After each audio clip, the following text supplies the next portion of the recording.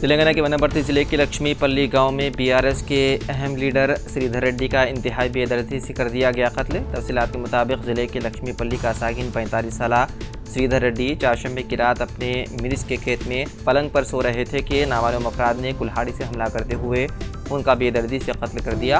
मकतूल श्रीधर रेड्डी कोल्हापुर के साबिक बीआरएस रुकन असम्बली हर्षवर्धन रेड्डी का करीबी हामी थे। हर्षवर्धन रेड्डी ने कत्ल पर रद्द-ए-अमल जाहिर करते हुए इल्ज़ाम लगाया है कि श्रीधर रेड्डी का कत्ल सियासी मखासिमत की वजह से हुआ है। उन्होंने कहा कि कोल्हापुर हल्के में बीआरएस लीडरों को निशाना बनाया जा रहा है। हर्षवर्धन रेड्डी ने कहा कि हाल ही में बीआरएस के हामियों पर मुसलसल हमले हुए हैं। उन्होंने अफसोस का इजहार करते हुए कहा कि डीजीपी से इस खुसूस में शिकायत करने के बावजूद कोई नतीजा नहीं निकला।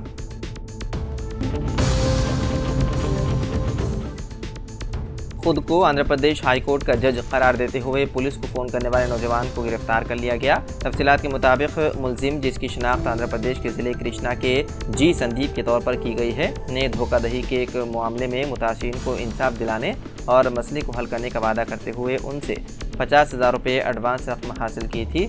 उसने मुतासिरीन से कहा था कि खातून जज उसकी बहन है। उसने रकम लेने के बाद पुलिस को फ़ोन करते हुए खुद को जज करार दिया और उसने धोखाधड़ी में मुलविस अफराद को गिरफ्तार करने की हिदायत दी। उसने दोबारा पुलिस को फ़ोन किया और कहा कि वो जज का पीए बात कर रहा है, जिस पर शरीयतबाद के KPHB सर्कल इंस्पेक्टर को शुबा हुआ। इस पुलिस अहदेदार ने फ़ोन नंबर की बुनियाद पर आंध्र प्रदेश हाई कोर्ट में इस ताल्लुक से मालूमात हासिल करने की सब इंस्पेक्टर को हिदायत दी। जब सब इंस्पेक्टर ने इस ताल्लुक से जांच की तो पता चला कि ये फ़ोन नंबर दरअसल संदीप के नाम पर है। पुलिस ने उसको गिरफ्तार कर लिया और पूछताछ करने पर उसने जुर्म का एतराफ़ कर लिया।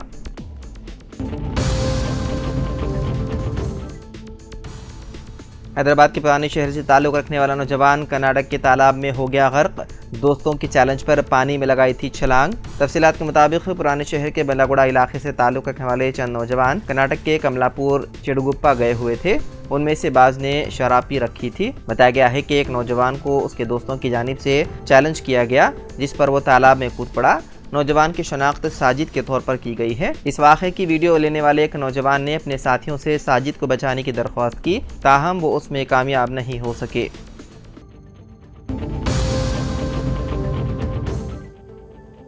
तेलंगाना के वज़ीर इमारत व शुआरे कोमटिरेड्डी वेंकट रेड्डी ने रिमार्क करते हुए कहा कि रियासत की असल अपोजिशन बीआरएस पार्टी 4 जून के बाद बंद हो जाएगी और लोकसभा इंतखाबात के नताइज के बाद रियासत का सारा सियासी मंजर तब्दील हो जाएगा। उन्होंने मीडिया से बात करते हुए बीआरएस के साबिक़ दौरे हुकूमत पर तनकीद की, ये कहते हुए कि बीआरएस के दौरे हुकूमत में शराब के फ़रोग़ में इजाफे के अलावा कोई तरक्की नहीं हुई।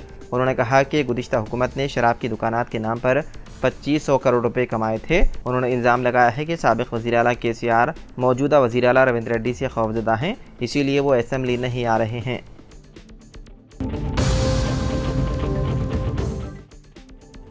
सिकंदराबाद रेलवे स्टेशन पर रेलवे पुलिस ने एक सुनार के पास से 260 ग्राम वजनी सोना जब्त कर लिया, जिसकी कुल मालियत 18,20,000 रुपए बताई गई है। तफसीलात के मुताबिक पुराने शहर के चार मीनार के रहने वाले 30 साला कौशिक संतरा एक बैग में सोने के जेवरात ले जा रहे थे, जिनमें हार, कड़ा, कान की जड़ें, जिसका वजन तकरीबन 260 ग्राम था। जब उनसे जेवरात से मुतालिक पूछताछ की गई तो उन्होंने तसल्लीबख्श जवाब नहीं दिया। उन्होंने कहा कि वो ये जेवरात सिकंदराबाद से ट्रेन के ज़रिए गुंटूर ले जा रहे हैं। वो दुरुस्त दस्तावेज़ात फराहम करने में नाकाम रहे और तसल्ली बख्श जवाब नहीं दे सके, जिस पर सिकंदराबाद रेलवे पुलिस ने उन जेवरात को जब्त कर लिए और जब्त शुदा सोना महकमे इनकम टैक्स के हवाले कर दिए। पुलिस ने इस सिलसिले में मुकदमा दर्ज करते हुए मसरूफ़ तहक़ीक़ात है।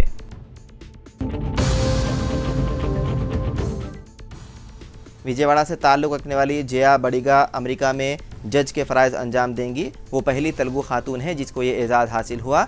जया बड़ेगा विजयवाड़ा में पैदा हुई लेकिन हैदराबाद में परवरिश पाई और हैदराबाद में ही उन्होंने तालीम हासिल की। उन्होंने उस्मानिया यूनिवर्सिटी से सियासत में ग्रेजुएशन किया और शादी के बाद अमेरिका चली गई।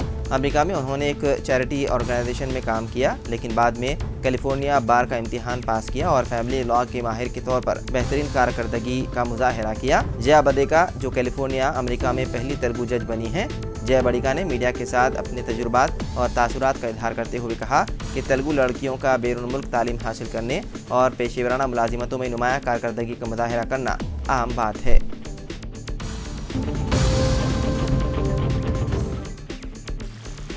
रियासत तेलंगाना के हैदराबाद से हैदराबाद जाने वाली खानगी ट्रैवल्स की बस कल रात देर गए निर्मल के करीब हादसे का शिकार हो गई। जराये के मुताबिक ये हादसा घाट रोड अबूर करने के बाद सारंगापुर मंडल के रानापुर के पास पेश आया।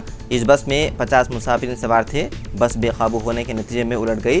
हादसे के बाद पुलिस ने मुकाम वाक़े पर पहुंचकर एम्बुलेंस को तलब करके जख्मियों को निर्मल के अस्पताल मुंतकिल कर दिया। इत्तलात के मुताबिक इस हादसे में किसी भी तरह के जानी नुकसान की इत्तला नहीं है। अलबत्ता 20 मुसाफिर जख्मी हो गए। इल्ज़ाम आयद किया गया है कि ड्राइवर हैदराबाद से बस की रवानगी के बाद से ही लापरवाही से गाड़ी चला रहा था। इत्तलात हैं कि हादसे के बाद ड्राइवर मुकाम वाक़े से फरार हो गया।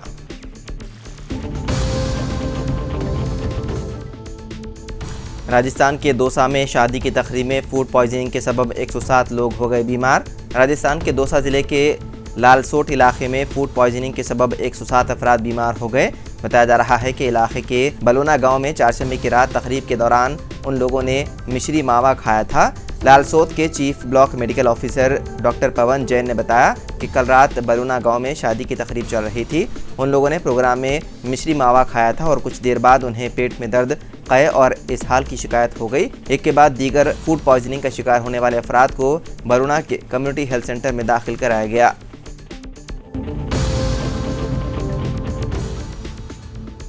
भैंसा म्यूनिसिपल कमिश्नर वेंकटेश वर्लू व बिल कलेक्टर सागर 30,000 रुपये रिश्वत लेते हुए एंटी करप्शन ब्यूरो के हाथों रंगे हाथों पकड़े गए। ये कार्रवाई करीमनगर एसीबी ब्रांच डीएसपी वीवी रमना मूर्ति व इंस्पेक्टर कृष्णा की टीम ने कमिश्नर व बिल कलेक्टर को रिश्वत लेते हुए रंगे हाथों गिरफ्तार कर लिया। भैंसा शहर के पुराने बाजार के रहने वाले राधा श्याम नामी शख्स की शिकायत पर एसीबी ने यह कार्रवाई की। राधे श्याम जो एक काश्तकार हैं, अपनी बिल्डिंग की तामीर के लिए 2022 में इजाज़तनामा हासिल किया था, जबकि इसकी मुकम्मल दस्तावेज़ राधे श्याम नामी शख्स के पास मौजूद है। उसके बावजूद भैंसा कमिश्नर बल्दिया वेंकटेश वर्लू ने उन्हें 16 मई साल 2024 को शोकास नोटिस जारी करते हुए बिल्डिंग परमिशन ना होने की बात बताते हुए 7 दिन के अंदर जवाब देने को कहा, नहीं तो कानूनी कार्रवाई करने का इंतबाह दिया था। राधे श्याम ने बताया कि उन्हें पैसे का मुतालबा किया गया था, जिस पर राधे श्याम ने नोटिस और रिश्वतखोरी के इस मामले को समझते हुए अपने पास मौजूद परमिशन की कॉपी बताए बिना और तमाम चीज़ें दस्तावेज लेकर एंटी करप्शन ब्यूरो से रुजू हुए, जिसके बाद एंटी करप्शन ब्यूरो ने जाल बिछाते हुए उन्हें रंगे हाथों कर लिया गिरफ्तार।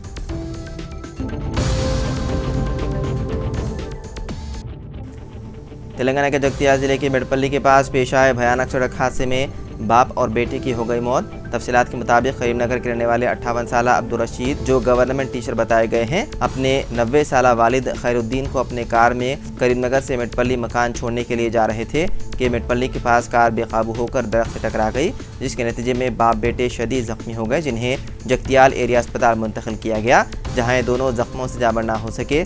बाप और बेटे को जगतियाल एरिया अस्पताल में पोस्टमार्टम किया गया और मैयत को विरसा के कर दिया गया हवाले।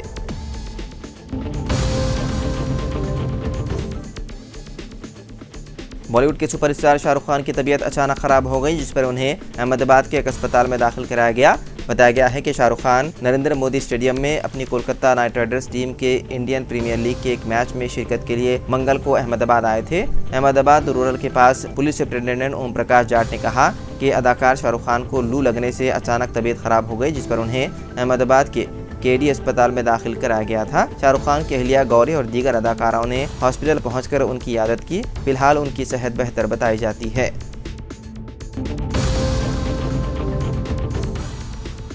महाराष्ट्र के पुणे में शराब पीकर कार चलाते हुए 2 अफराद की जान लेने वाले नाबालिग लड़के की जुवेनाइल कोर्ट ने जमानत मंसूख कर दी। इस हादसे के जिम्मेदार नाबालिग को सिर्फ 15 घंटों के अंदर जमानत मंजूर करने के खिलाफ मुल्क भर में काफ़ी एहतजाज किया गया और अदलिया की नेक नियति पर सवाल उठाए गए। अवाम के एहतजाज और मुख्तलिफ गोशों से तनकीदों के बाद जुवेनाइल कोर्ट ने नाबालिग की जमानत मंसूख करते हुए उसे 5 जून तक जुवेनाइल होम में भेज दिया गया।